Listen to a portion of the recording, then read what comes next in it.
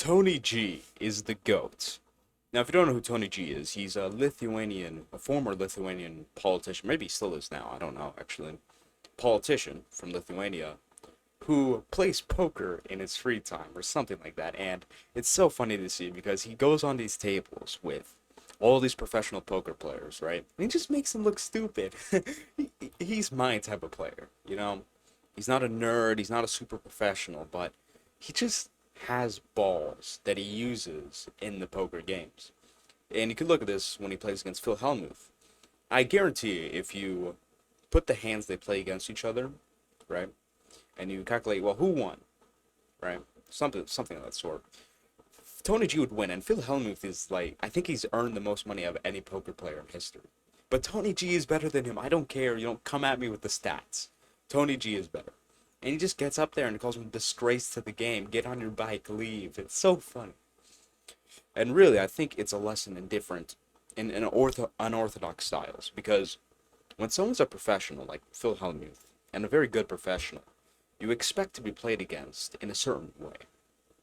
It's kind of like when you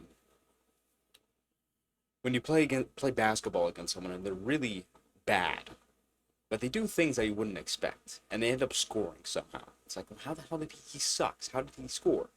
It's because you weren't expecting him to be as bad as he was. And this is not to say that Tony G is bad, but it's to say that when people aren't professionals, when they're kind of, somewhat of outsiders, they come up with ideas and they do things that are very unorthodox, very unusual, and that will catch you by surprise.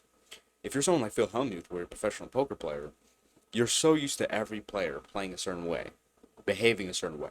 And now when someone who comes in who's, less knowledgeable than those other players, who's less experienced, comes in and starts doing all these weird things, it'll catch you off guard.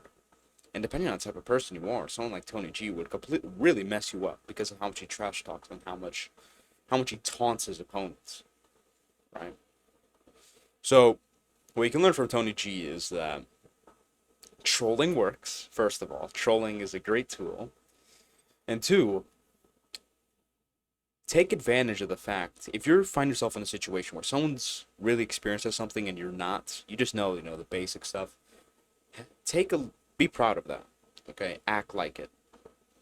Do ballsy things, because the other guy won't be expecting it.